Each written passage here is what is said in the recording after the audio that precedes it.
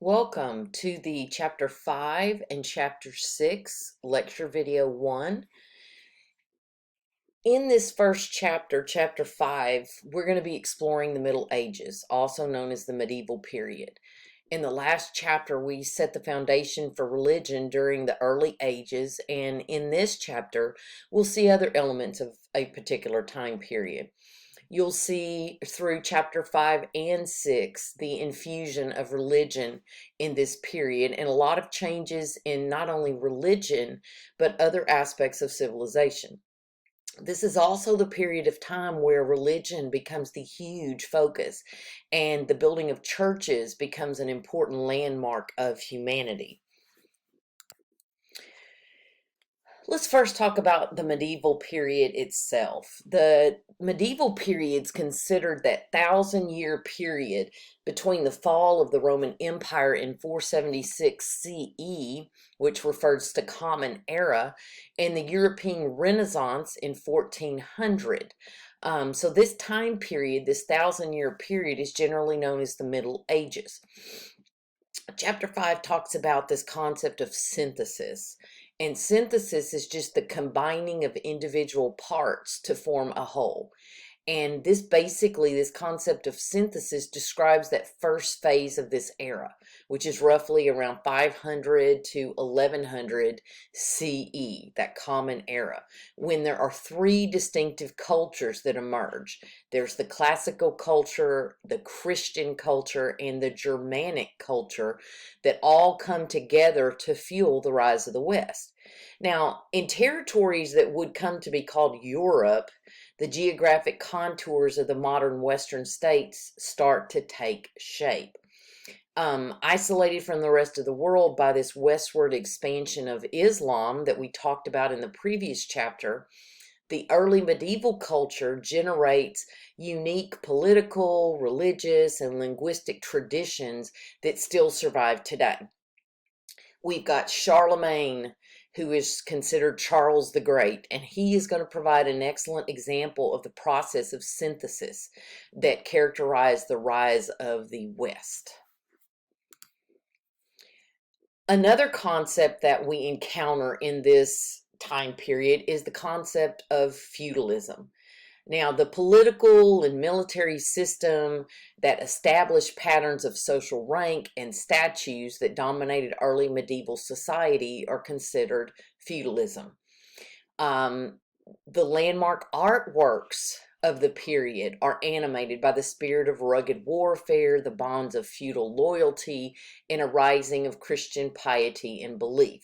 So you're going to see a lot of these, a lot of the artwork from this period showing some depiction of feudalism, that rugged warfare concept that we get from those Germanic tribes, and the loyalty to the feudal system, and also Christian piety and belief. So a lot of artwork from this period reflect those values of the period.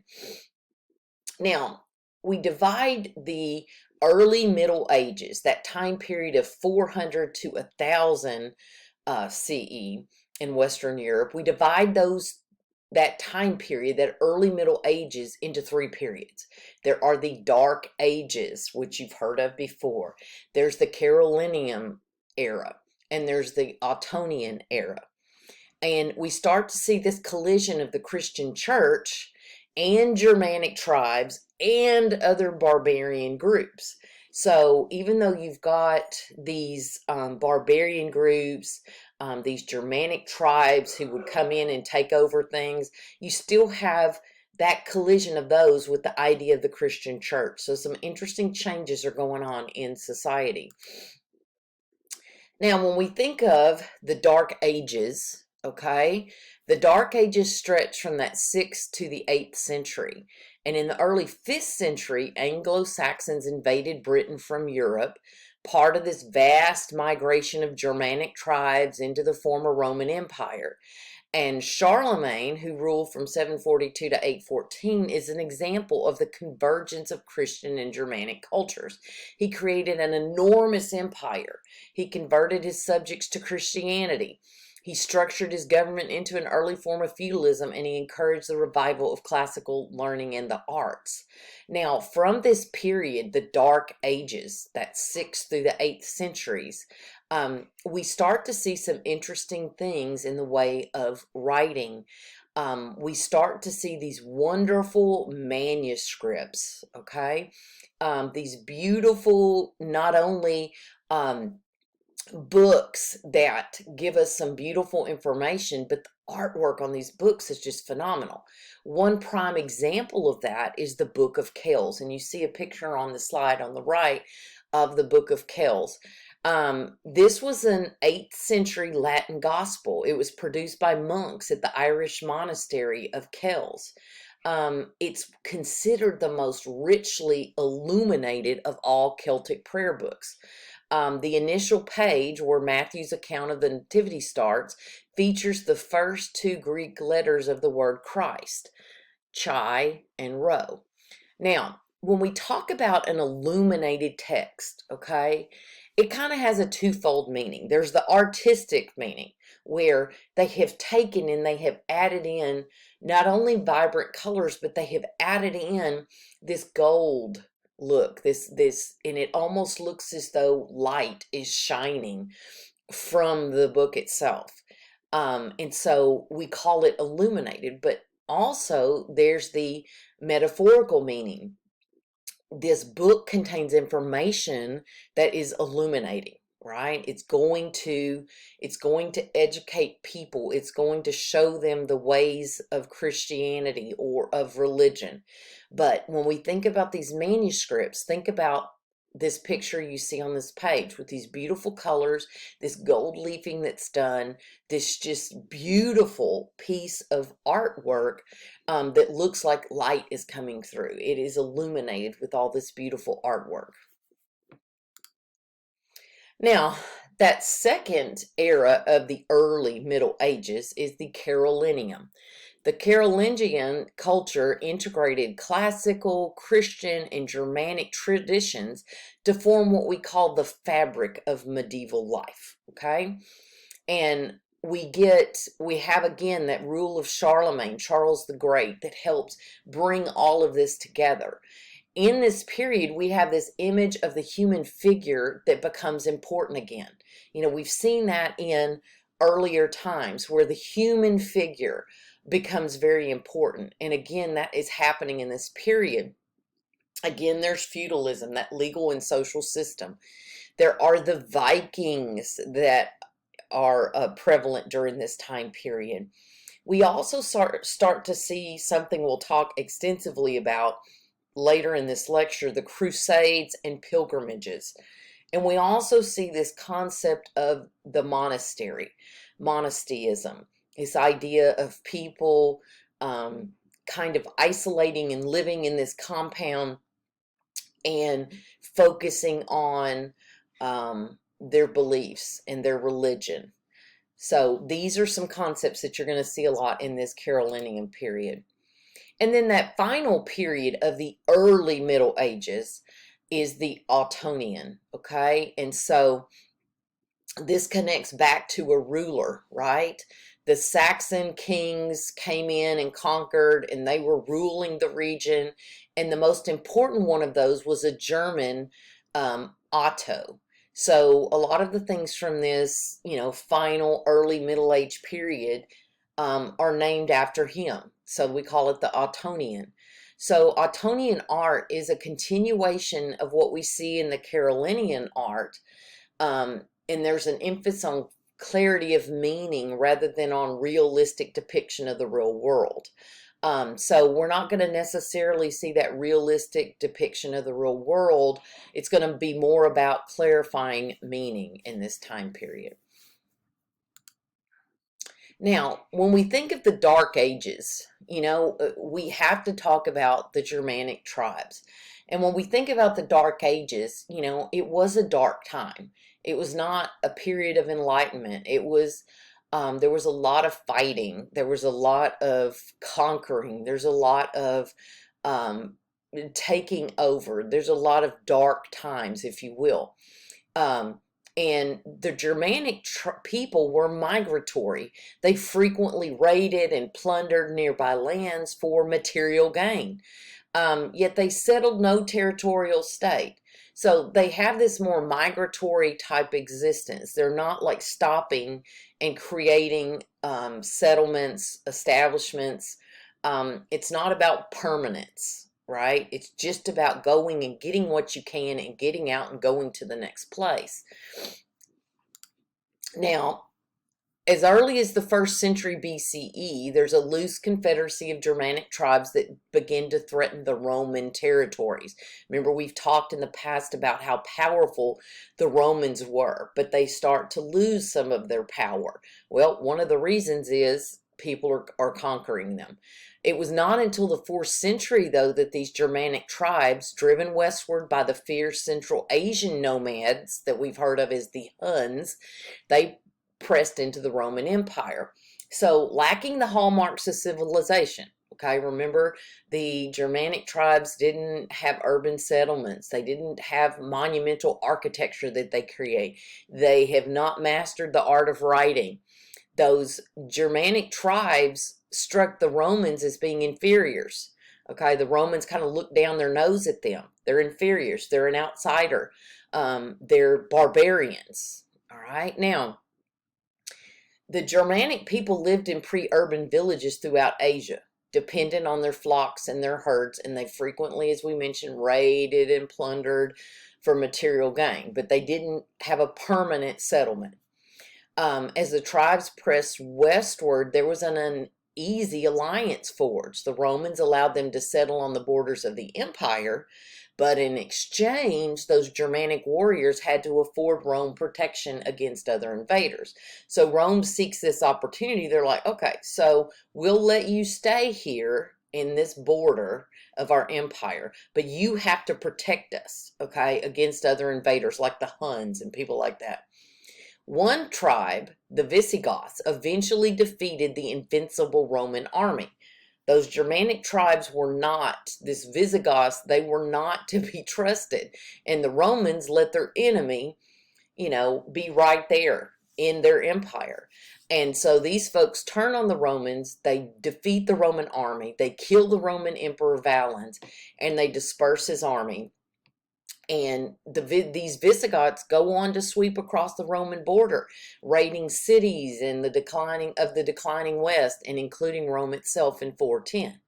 So, that idea of keeping your enemies close did not work out for the Romans. All right, so this Germanic culture, it differed dramatically from Roman culture, of course. They're more agrarian and essentially self-sufficient communities of nomadic people. So even though these are people that are going to like move around, they would establish these little self-sufficient communities. Fighting was a way of life and a highly respected skill. You would have Germanic warriors that would fight fiercely both on foot and on horseback. They had javelins, they had shields that again could be used on horseback or on foot. They were superb horsemen. They introduced fighting on horseback. There was a Germanic cavalry that would come to borrow from the Mongol spurs and foot stirrups and devices originating in China that would firmly secure the rider in his saddle and improved his driving force. So they're getting all of this great technology, all of these great fighting and military ideas. They're borrowing them from other people, right? The Germanic tribes imposed their own long-standing traditions on medieval Europe.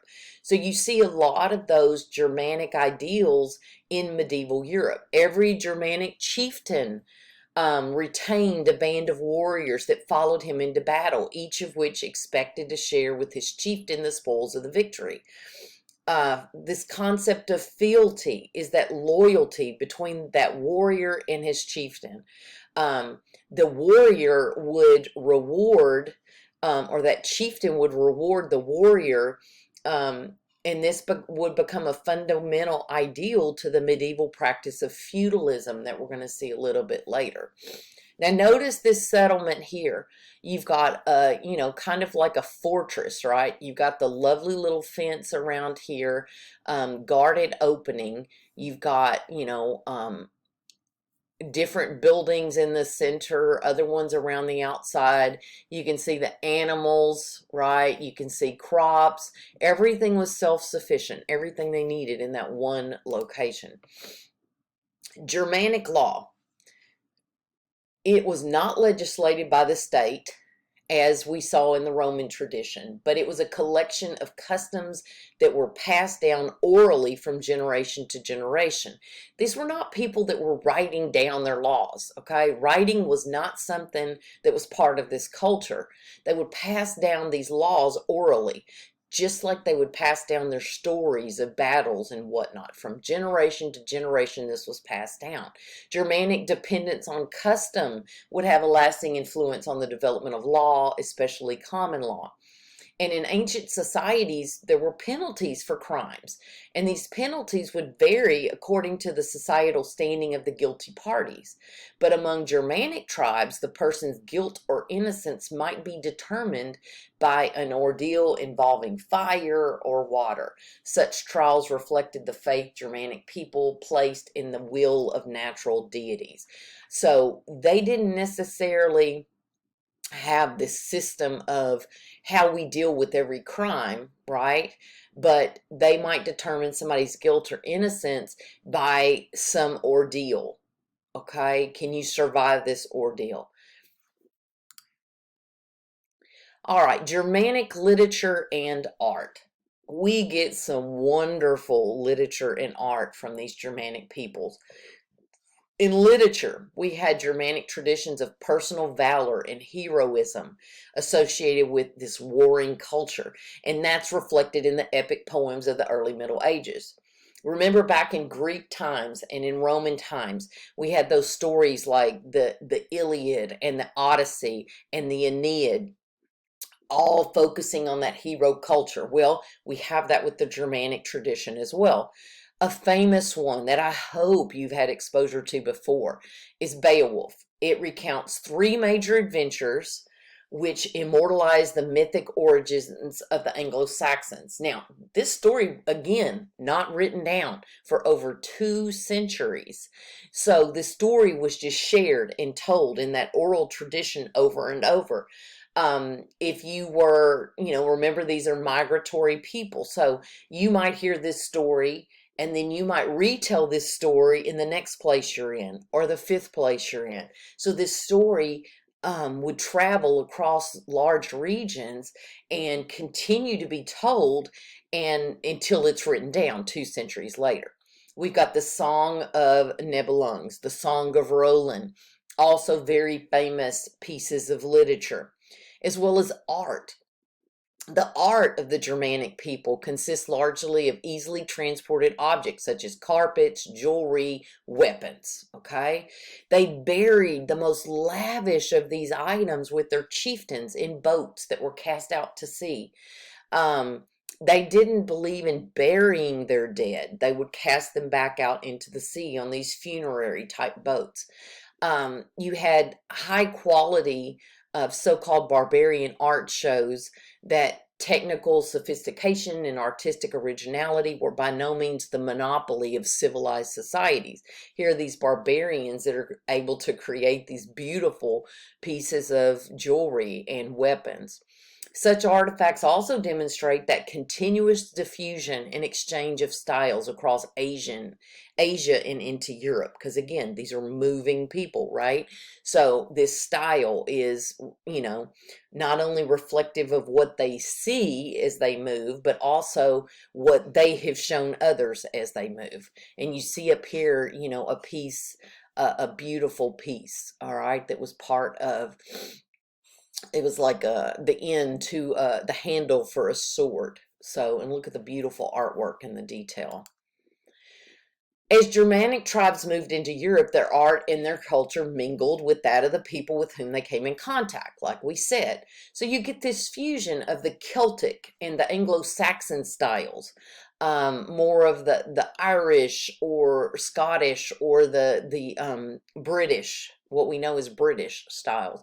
Germanic ornamental vocabulary influenced not only the illumination of Christian manuscripts. Remember, we talked about illumination of manuscripts when we looked at the Book of Kells, but also the decoration of Christian liturgical um, items such as the Eucharist plate and the chalice called the Eucharist cup. So you'd have beautifully, these became part of the artwork, right? Is decorating that beautiful plate and that chalice. Even as the Germanic tribes slowly converted to Christianity, so they go from being barbarians to Christians, Germanic art entered the mainstream of medieval art, where it fused with the Greco-Roman art forms to flower eventually in the great age of cathedrals. And that's going to be something we talk a lot about. Here's another picture of the Book of Kells. This is considered a folio. This is St. John that is depicted on the front of this. This one was done about 800 CE. It's considered an illuminated manuscript. It's housed in the Trinity College in Dublin. Notice it's 13 inches by 19.5 inches. So this is we're talking about a big book, okay? You notice the beautiful artwork. You notice the gold, right? That really illuminates and makes this a beautiful piece. The Byzantine, also called the Christian Empire. And if you look at the dark green, you see the Byzantine Empire at the accession of Justinian, okay?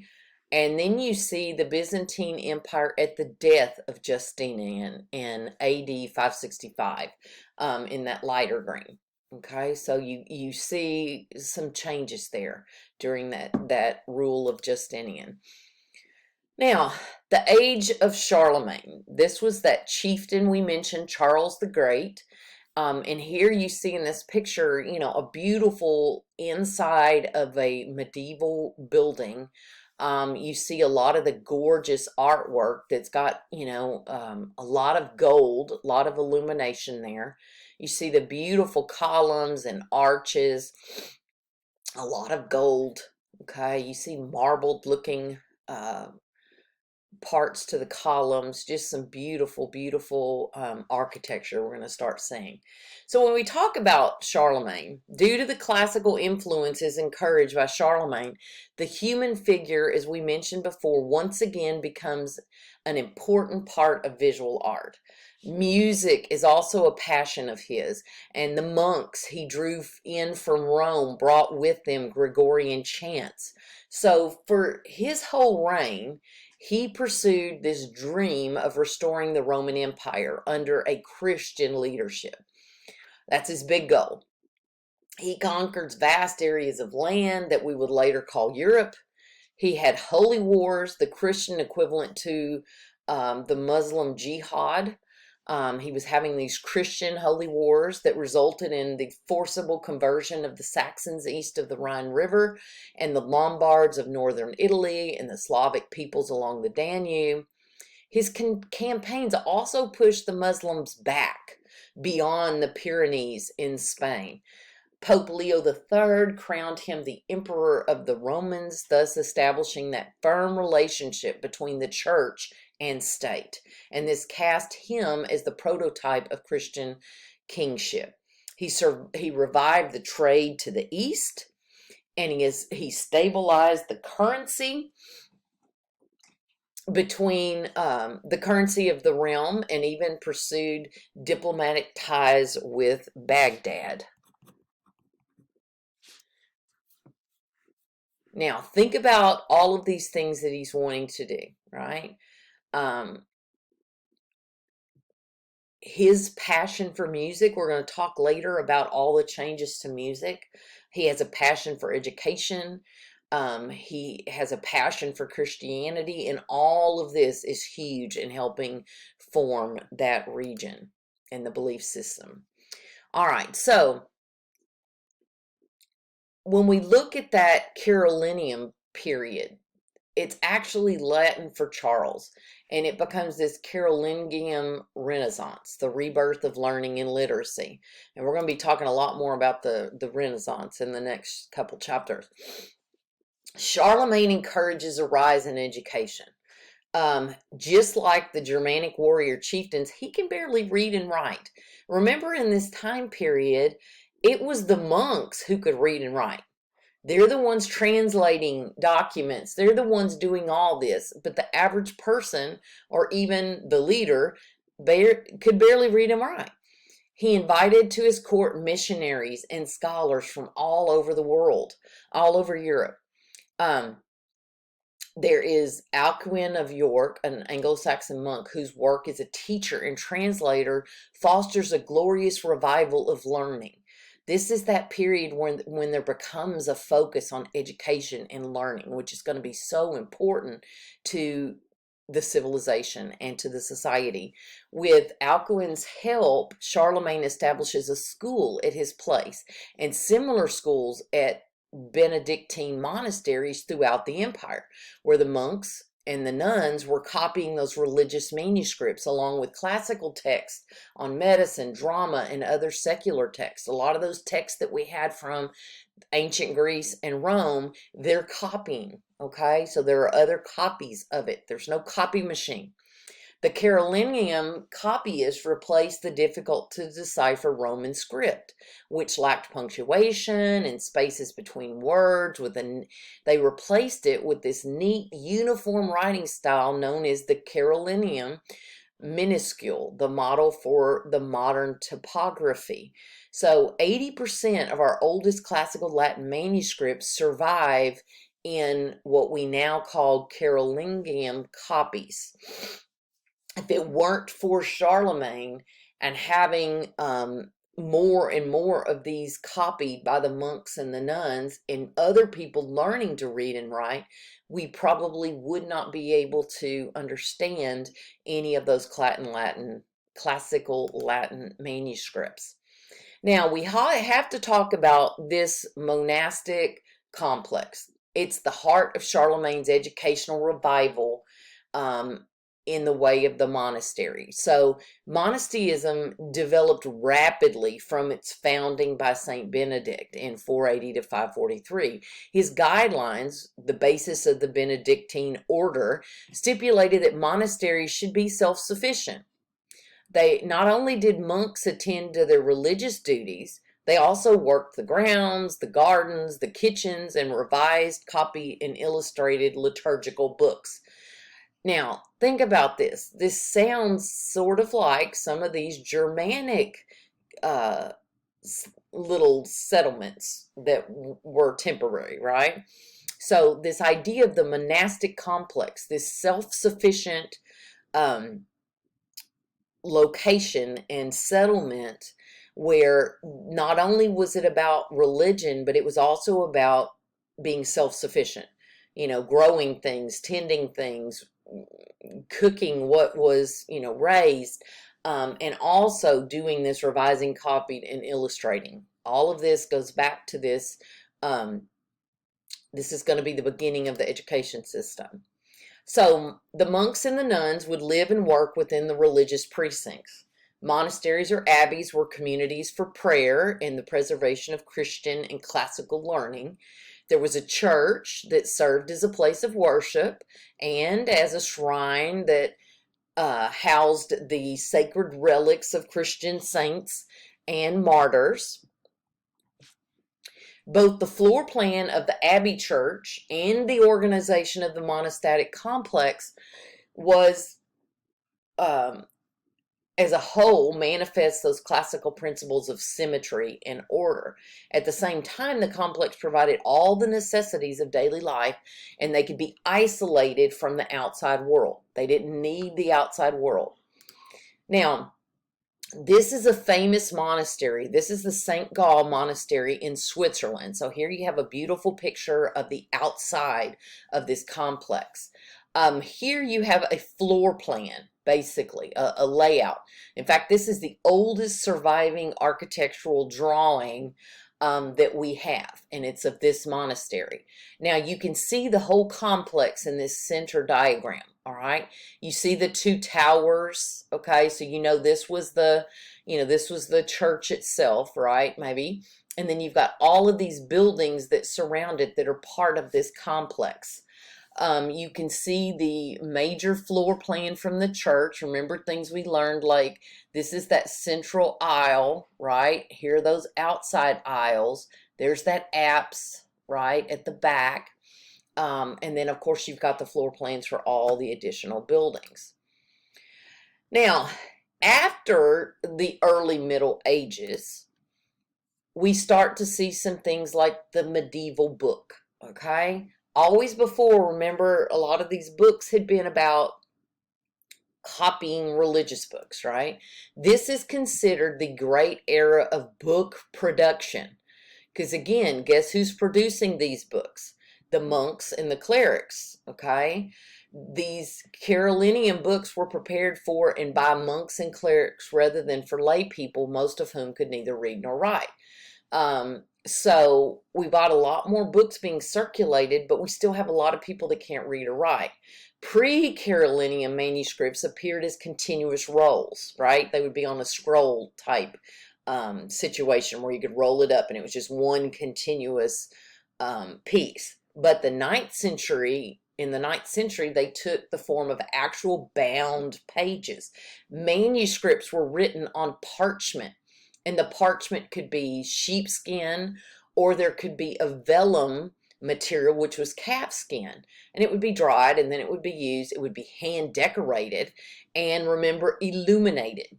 It would be ornamented with gold leaf or gold paint and brightly colored pigments, again becoming this work of art.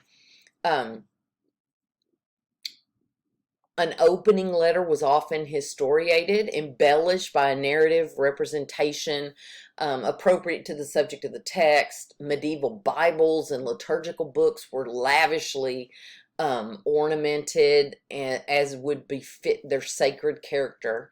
So this book would become also this beautiful piece of artwork. When we talk about the feudal society, here you have an interesting depiction of feudal society. We have to talk about the feudal contract. So this was derived from Roman and Germanic traditions of rewarding warriors with the spoils of war. Feudalism involved the exchange of land for military service. You come and serve me in the military, and I will give you land for doing that. That's your payment. In return for the grant of land, known as a fief or a feudum, which it comes from the German word for property, a vassal owned his lord a certain number of fighting days, usually 40 per year. So you get this property, but you have to fight for me 40 days out of the year. The contract also involved a number of other obligations, including the lord's provision of a court of justice, the vassal's contribution of ransom if his lord was captured, and the reciprocation of hospitality between the two. So if the lord needed help, somebody wanted a ransom for him if he was captured, then this vassal owed that to his lord as part of this contract, for example, okay? And if the tables were turned and it was the vassal that needed help, then the lord was also responsible for that as well. Feudalism provided a rudimentary form of local government while answering that need for security against armed attack. So I have land. I am the landowner. I am the lord of that land, right? And you're the vassal. I give you land, but it comes with a cost. You've got to fight for me. You've got to protect me. And so it was a nice little concept. Feudalism, or those engaged in a feudal contract, constituted roughly the upper 10% of European society. The majority of the people, more than 90%, were unfree peasants, or they were considered serfs who farmed the land. They were forbidden to leave the manor, but they could not be evicted. So you had kind of this pecking order. You had the lord, you had the vassal, And then you had the majority of the people were the serfs. It was kind of like slaves, but um, you had to work for the lord and the vassal, right? You couldn't leave, but you also couldn't be kicked off, which was kind of nice. So here's kind of a little a diagram, I'm sorry, of what the medieval manor might look like. Okay, the lord's castle was always in the center of the manor. Notice you've got the body of water, the moat that goes around it, the little drawbridge here. um, you would have a common pasture. You'd have fields where things are, grown. You've got a church. You've also got east fields here. Usually you've got a mill that's by the body of water. You've got the serfs' houses. Okay. Um, so a little concept of that. Now, the Norman conquest. As early as the 8th century, the seafarers known as the Vikings, those Norsemen, the Northmen, or we call them the Normans, had moved beyond the bounds of their Scandinavian homelands. They were expert shipbuilders, sailors, and navigators, and so they soon came to control the North Atlantic. They began their raids on England with an attack at Linsfam Monastery in 793. And by the end of the 9th century, they'd settled throughout Northern Europe.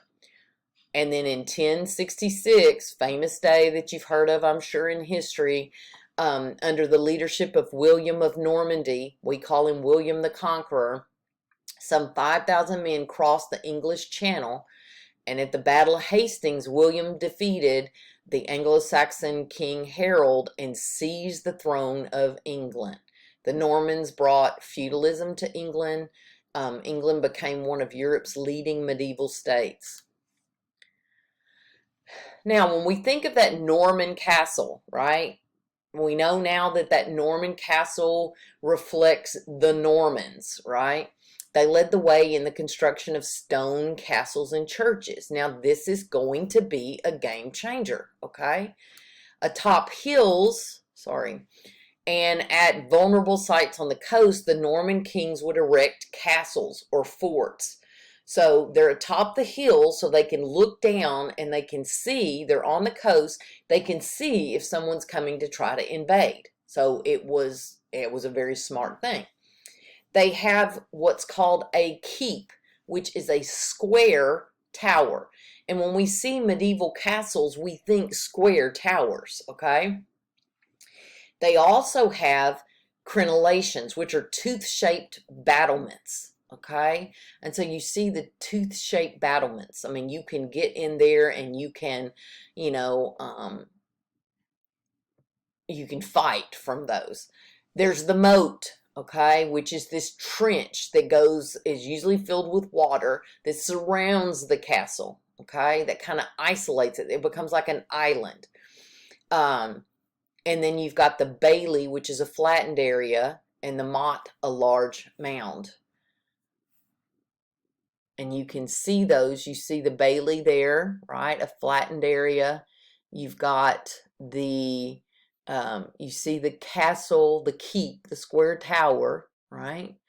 And you see all of these various structures. This was what we see as a Norman castle. So when we think of the Norman architecture, it's the brilliance of the Normans' achievements in architecture. Apparently in their fortresses and in some of the earliest Romanesque churches, lies in the use of stone to replace earlier timber fortifications and in the clarity with which the design of the building reflects its function. So up until now, timber, wood have been used in these big structures, these big churches, okay? So bringing in the use of stone is a game changer, okay? Wood catches fire very easily, right? But stone is a lot more secure. So whether it's a fortress, whether it's a church, using stone that comes to us from the Normans becomes a nice game changer. And here are some examples you see of some of the stone structures, okay? So churches, remember Christianity is a big deal, so we're going to see a lot more churches.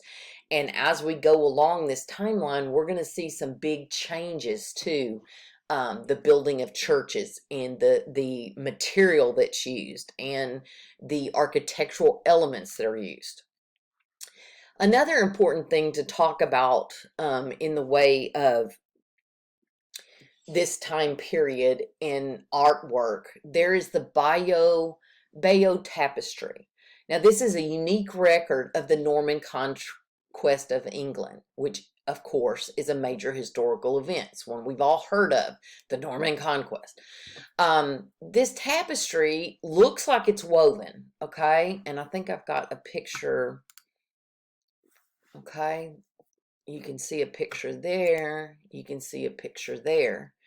But it is not woven. It's embroidered on linen. And embroidery is a needle art, okay? So instead of this being something that was woven, this is actually embroidered on linen itself. And more than likely, it was made to adorn a banquet hall or to line the choir walls of the Bayeux Cathedral in northern France. It's 20 inches high and 231 feet long. That's 2/3 the length of a football field. It's got a lively visual narrative that chronicles the incidents that lead up to and include the Battle of Hastings. The outcome, remember, gave William of Normandy control of England in 1066. There are 79 screens that unroll continuously in a manner of an ancient parchment scroll. But remember, this isn't on parchment paper, this is on linen, and it's embroidered. It reminds us of a Roman historical narrative or a modern comic strip. By each scene, there are Latin captions that identify the characters, the places, the events. Here you see a little panel, a little piece of this. It represents a picture of an age in which Christianity became a militant force in the West, okay? So you see, you know, the rider in chainmail, right? And this is an important time period in Christianity. A vivid, visceral record of feudal life, colored by scenes of combat and gear. There are kite-shaped shields, conical iron helmets, chainmail, battle axes, double-edged swords. And here in this picture, you can really see how you can see the embroidery look, okay? Because it kind of gives you a little side view, and you can see the embroidery. Now, this Bayeux tapestry is a unique record of that major historical battle that we talked about. It does have 79 scenes. Here you have the story of William the Conqueror and Harold, the men who led the Norman and Saxon armies in 1066. Of course, William defeats Harold at the Battle of Hastings and ensured the success of the Norman invasion of England. So, and there's those Latin words that we talked about that were at the top. The Crusades. Now, both the Crusades and pilgrimage made a major impact on Western Europe. They channeled violence into religious and political purpose and moved individuals, even peasants, into different, unfamiliar, and distant geographic areas. So we mentioned that, you know, there was that change in using violence for a religious purpose, which was a new concept. Now, there's some changes. During the 11th century, numerous circumstances contributed to a change in the character of medieval life. The Normans pushed the Muslims out of the Mediterranean Sea. The Normans and other marauders began to settle down. The Europeans enjoyed a greater degree of security. They're establishing, they're staying. There's a rise in agricultural productivity, and there's a surplus. And because they have a surplus of agricultural products, then it encourages trade and travel, which is going to move people around. Now, the purpose of the Crusades was actually to recover the Holy Land from the Muslims. And during the First Crusade, Jerusalem fell to the Crusaders in 1099. By the middle of the next century, though, the Muslim authority reasserted itself. In 1189, Crusaders never got further than the outskirts of Jerusalem. Politically and religiously, those crusades were a failure. However, the crusades created a greater cultural awareness because you've been exposed to other cultures. It expanded knowledge and it stimulated trade between Asia and Europe. So even if the crusades themselves didn't didn't actually accomplish their goal, there were other accomplishments that were attained. Pilgrimage then became an important part of the cult of relics. Destinations were usually to a Romanesque type cathedral, like maybe the Church of Santiago de Compostela in northwestern Spain, or some kind of church, Romanesque cathedral in Rome or Jerusalem. And along the way, you'd have strangers that would share not only their purpose, but their personal knowledge. So a lot is happening during this time period of crusade. Now, when we think about medieval art and the different styles and media that were used, we're looking at the 5th to 15th century. Visual arts turned away from pagan realism of the classical world, where, remember, we might see mythology characters, we might see other pagan kind of concepts. This is going to be, in the medieval time, this artwork is going to be a switch to depicting images that are of service and of Christianity. So if you look at this one in particular, you've got Adam and Eve, remember the fig leaves, right? You have, an important leader, an emperor, a pope, right? You've got other people like that have those halo effects around them. Okay, so we know that they're important figures. You've got a choir singing. You've got all kinds of depictions of things that relate to Christianity. All right, so this concludes lecture 1. In lecture 2, we're going to be talking a lot about the architecture of these medieval times, of these Middle Ages.